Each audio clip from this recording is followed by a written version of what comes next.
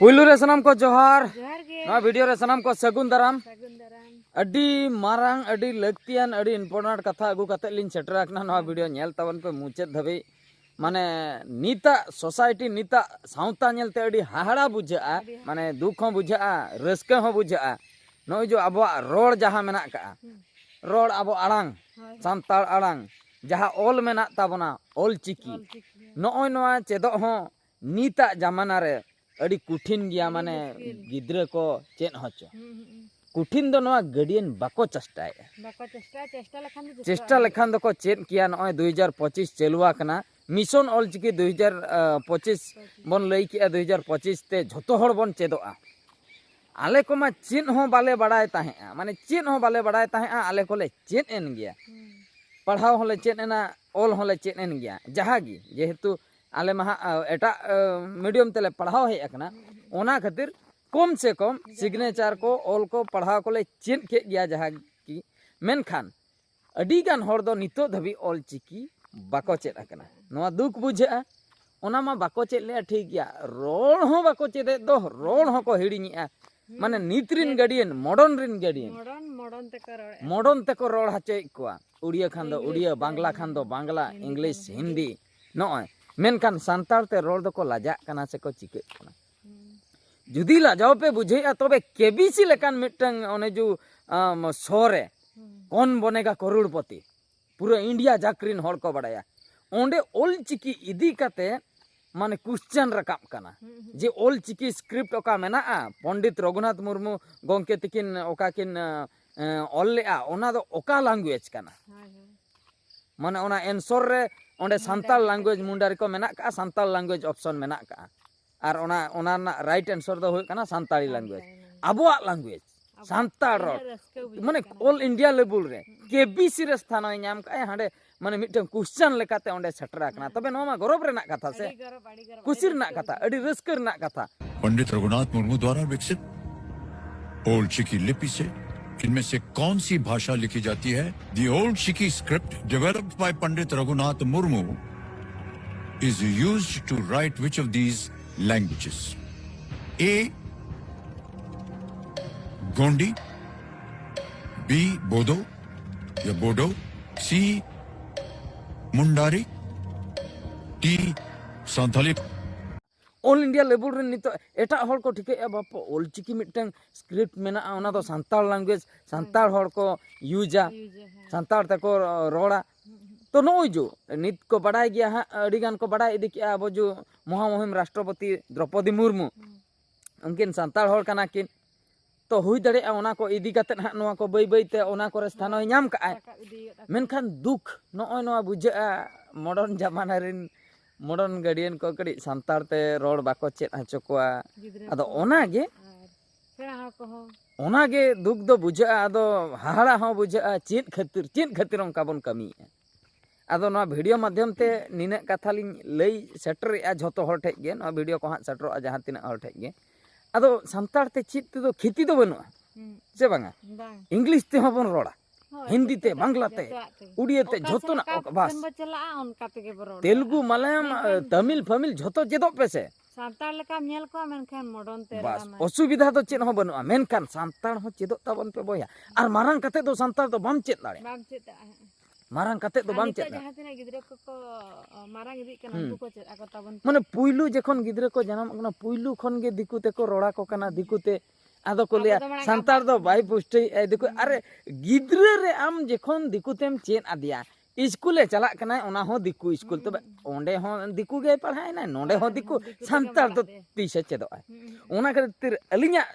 उइहर अलिया भावना दो बेटी और बाबू दो ओड़ा रे दो सांताल तेगलिन मेता किना सांताल तेगलिन रोड़ा किना सांताल तेगले रोपड़ा झतोना इना पर स्कूले चला ओंडे दो दिकु ते को पढ़ाया दिकु चेदो चेद उनी सांताल ते ओड़ा रे चेद का खान स्कूल रे दो हा चेद सांताल तेगे रोड़ा से दिकु बाय चेद दाड़े अरे स्कूल में तहना 10 वर्ष धाबी एम पढ़ा कान गया 10 क्लास धाबी माने 15 बछर धाबी 15 तायम कॉलेज करे हो ओंडे हो उड़िया हिंदी बांग्ला ओना कोते गेम रोपड़ कना आर हो जहां करे इवेंट कम चला इंग्लिश कोते हम रोपड़ कना तो onte रे मा हाना माम चेत इदिया मारांग इदि आम जखन एटा लैंग्वेज एम चेत इदिया अच्छा abo abo नय सांतार ते ओड़ा रेको चेदा बन ताहे स्कूल मा बाबन चलाव आकना मेनखान नय जो उड़िया कोते कि बांग्ला कोते कि हिंदी कोते जे इंग्लिश कोते जहाना गे ओना दो चेत ओड़ा रेको चेत का बना ओना दो स्कूल कॉलेज रे मास्टर को ठे बन चेत आकना aborin gadian ko do okare ona ko do ko badaya ओना गे तो ओना दो आबो दो मास्टर को ठेन बन चेत आकना बाद बाकी लैंग्वेज दो मेनखान सांताल लैंग्वेज दो ओड़ा रे बन चेत आकना ओड़ा रे चेत खातिर तेहेन बन रोड दाड़िया कना जुदी ओड़ा रे आयो बाबा बांग को चेत आबो ना हुनंग तो नितो बाबन रोड दाड़िया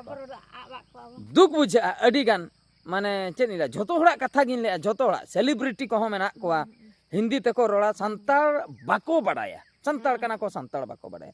दुख रेना कथा तो बांग कना रियल कथा सांताल टाइटल मेनखान हिंदी ते को रोड़ा हिंदी बांग्ला ते माने प्रकृत रे तो उनी तो बडाय के बाय बडाय होय यार सांताल जदि बडाय काय उना सिबिल अलांग बाम रोड़ा गंके ओकासनम चलाव कि चेत बिन चिके जम के अबिन मिटंग रोड मेना का आम जहां साला हो मिटंग चिन्हप न्योगो आम मिटंग रोपड़ाम कि व्हाट्सएप तेम चैटिंग उनी तो हिंदी ते चैटिंग आमा होय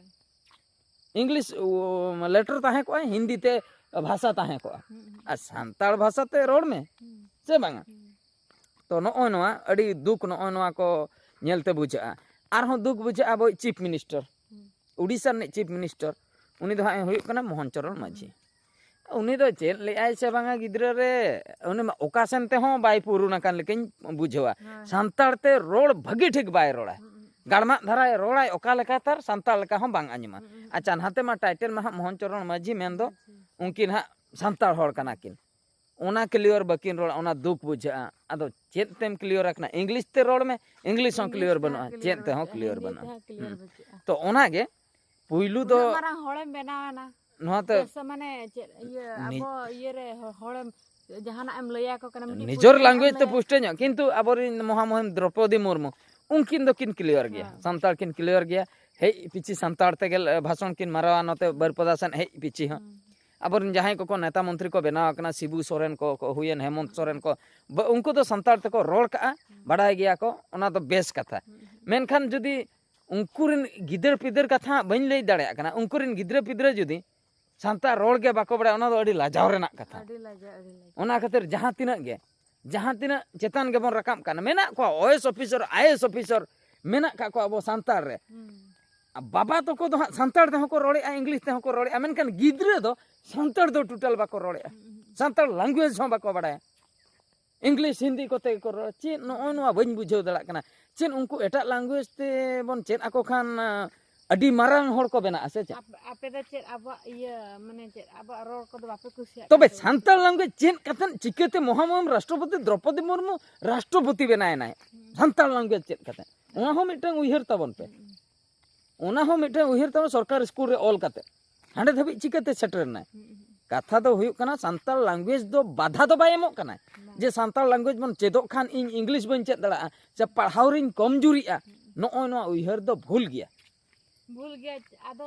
तबे दो सांताल रे जदी बाम टाइटल हालम बैसो तमे सांताल ओना गे तो उनका के हिंदी बांग्ला बैसो आदो ओना गे लैंग्वेज इदी कते नोआ वीडियो दलिन बनाया दुलर ताबन पे अब आड़ांग आड़ांग दो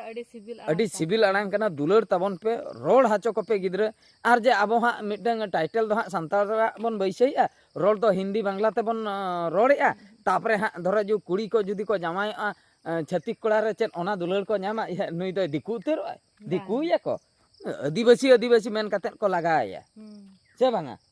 आदिवासी चेतान रे माने नुकु छत्तीक को जहां लेका नजर सेदाय खoj ताहे कना इंके गे मेना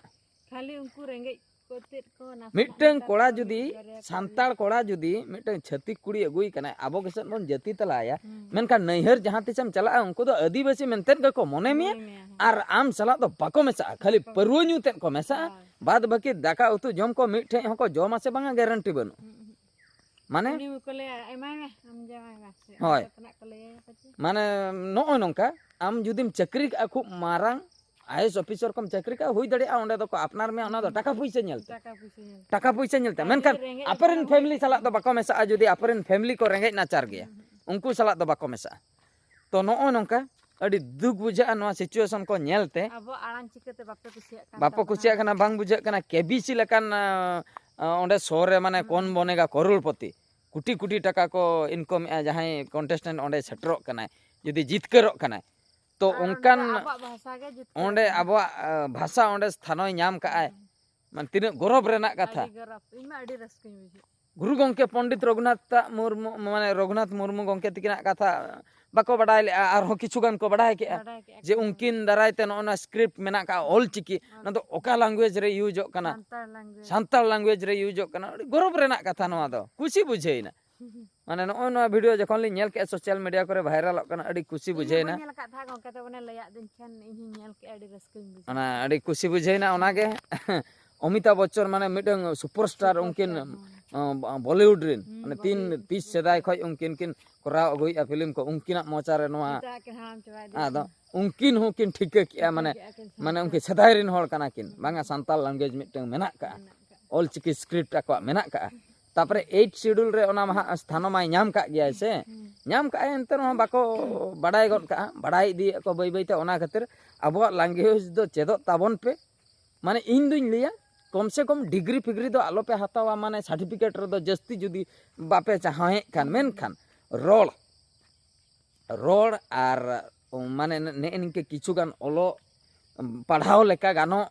आर रोड को नोआ को दो निहति के चेदो दरकार कान गया आर बखा अडी दुख बुझे अडी तायम रबन ताहे दो adi tayam नो नोआ कथा के गडे लिन शेयर केआ hai ठीक पे बुझेउ का खान बेस पे बुझेउ का खान नोआ वीडियो लाइक पे शेयर पे और कमेंट तबन पे बाडाय हचलिन पे ओका लका santar abo pe kusiak kan ta कना से बांगा ओना सनाम लेकाना कमेंट तबन पे नोआ वीडियो दो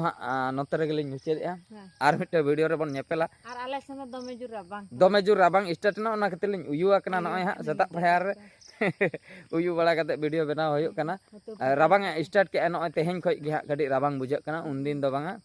कुटु कोते ले दाना बड़ाय ताहे माने कोड़ा को तो कुटु कोते कुड़ी हो मा कुटु कोते मा बाको दानाया उयु आतेन आले दो माने कुटु गिंजी को तो फरचा कते ले दाना बड़ाय ताहे माने उन दिन तेहेन खय दो बांग गानो कना ओना जिनिस hola टे dhari do tahe kan तेहेन खय दो बाय गानो कना अच्छा मा तबे हैं जोहार उतर लंग से johar utar lah बाबू और बेटी दो ओड़ा सर रे मेना किना उनकिन दो किन खेल बड़ाय बाबू मा बाय खेल दड़ा उनी दो japit ekana गिटी एकना हाय मा तबे मुचे रे सनाम को गड जोहार।